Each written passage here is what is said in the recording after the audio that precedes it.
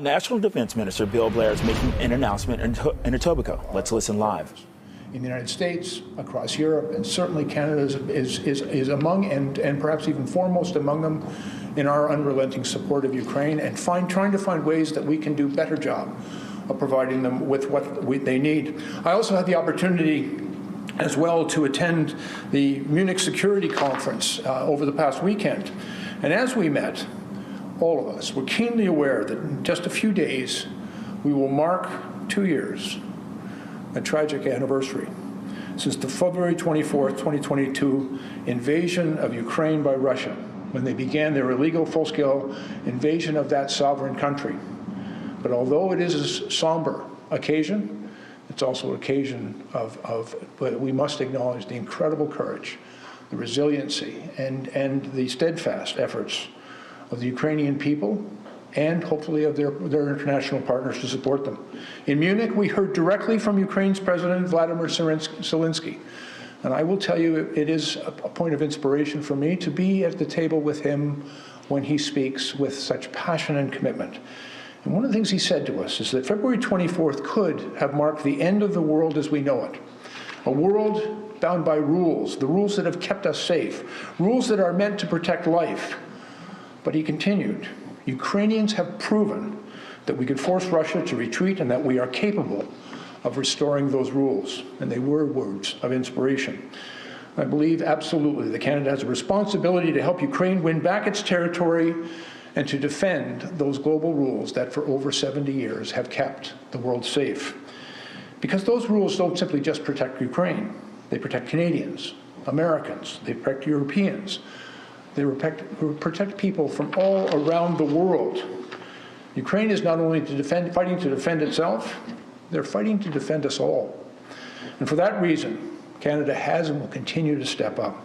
We've committed over $9.7 billion in assistance to Ukraine since February of 2022, including over $2.4 billion in military assistance.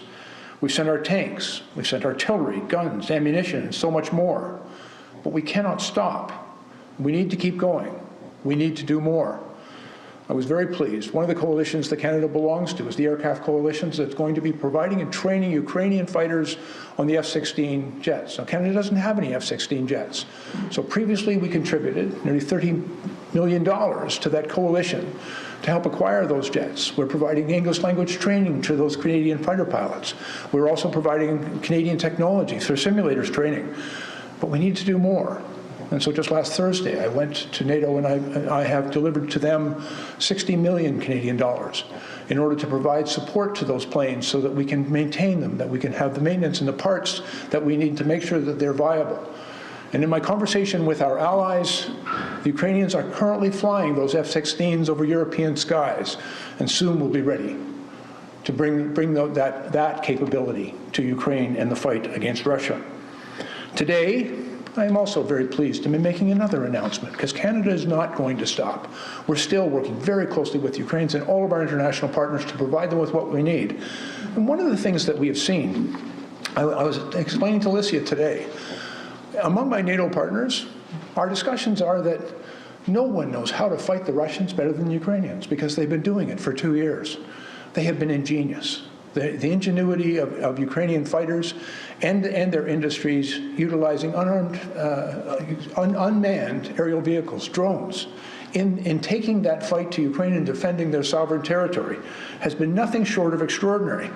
And so working very closely to them, I'm very pleased today to be standing next to this device and to advise you that Canada is investing over $95 million to provide Ukraine with more than 800 Skyranger R-70 drones. These are made right here in Canada.